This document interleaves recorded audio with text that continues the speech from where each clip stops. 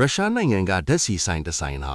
ထူးဆန်းတဲ့ကံလန်းကျက်တစ်ခုကိုကြီးညာခဲ့ပါတယ်။အဲ့ဒါကတော့ဘေကနီဝစ်လာတဲ့သူဘယ်သူမှဆိုဓာတ်ဆီအခမဲ့ရမယ်ဆိုတာပါပဲ။သူတို့ရဲ့ရွေးချက်ကတော့ရိုးရှင်းပါတယ်။အမျိုးသမီးဖောက်တဲ့တွေပိုလာအောင်ဆွဲဆောင်ဖို့နဲ့လူပြောများအောင်ဖန်တီးဖို့ပါပဲ။ဒါပေမဲ့သူတို့မှာအမားသေးသေးလေးတစ်ခုရှိသွားပါတယ်။အဲ့ဒါကတော့အဲ့ဒီကံလန်းချက်မှာကြားမှခွဲခြားသတ်မှတ်ဖို့မေ့သွားတာပါ။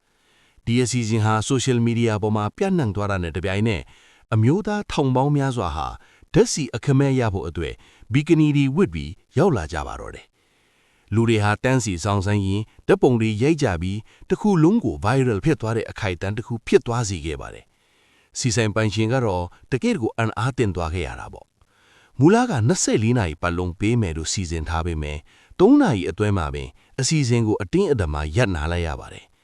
မကြခင်မှာပဲဒီဓာတ်ပုံတွေနဲ့ဗီဒီယိုတွေက social media အနှံ့ပြန့်နှံ့သွားခဲ့ပါတယ်။ဒီအယောင်မြင့်တင်ရေးအစီအစဉ်ဟာ